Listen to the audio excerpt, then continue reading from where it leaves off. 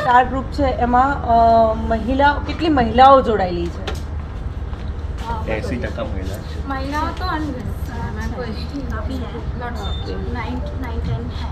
Okay, और ये first बार का इवेंट ये है? फर्स्ट इवेंट है मेरे और पारस जी के इवेंट है, हमने ऑर्गेनाइज किया है।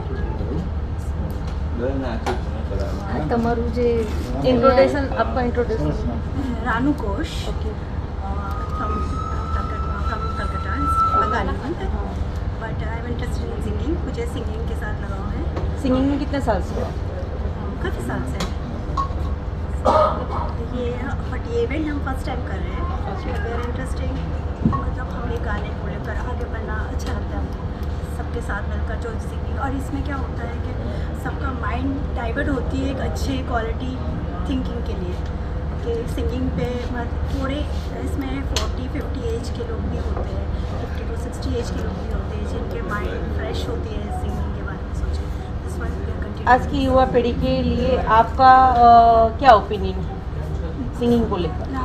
सिंगिंग को लेकर ओपिनियन ये है कि इट्स हेल्दी मेंटल पीस, मतलब अपने आप में जो डिस्टर्ब रहते हैं उससे बाहर आना, ये सिंगिंग बहुत अच्छी चीज़ है, जो one kind of medicine, it's work like a medicine. આવો નાચો ઝૂમો, આજના નકારાત્મક વાતાવરણ વચ્ચે નકારાત્મક વિચાર સાથે એ ટીમ ભેગી થઈ છે અને જેમને આ સુંદર આયોજન ખાલી વિચાર પણ જ્યારે મૂક્યો છે ને કદાચ એમને ખૂબ ખૂબ ધન્યવાદ પાઠવું છું અને ખૂબ શુભેચ્છાઓ। આગામી દિવસોમાં પણ તેઓ ખૂબ આગળ વધે। વડોદરા શહેરમાંથી અલગ અલગ વિસ્તારમાંથી લોકો ભેગા થઈ અને આવા પણ એક કાર્યક્રમ કરી અને પોતાની ખુશી વ્યક્ત કરતા હોય છે।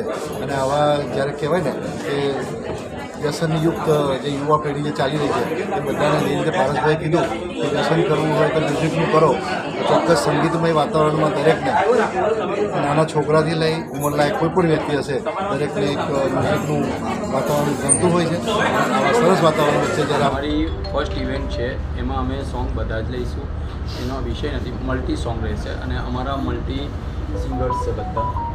અમારું આખું ગ્રુપ છે અને અમારા પાર્ટનર છે રાનુ ઘોષ, મારું નામ છે પારસ મહેતા।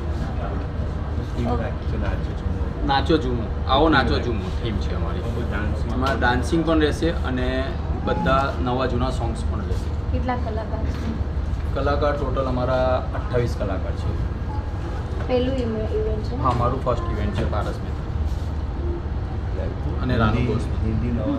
અને જે આજે સંગીત કલાકાર અહીંયા ભેગા થયા છે, શું કહેશો આજની યુવા પેઢીને કે આજના સમાજમાં તમારું શું? સંગીત એ મેડિસિનનું કામ કરે છે, સંગીત જેવી મેડિસિન કોઈ નથી અને હું દરેકને એવું કહીશ આ મંચ થકી કે બને એટલા સંગીતનું વ્યસન કરો, બીજા વ્યસનથી દૂર રહો।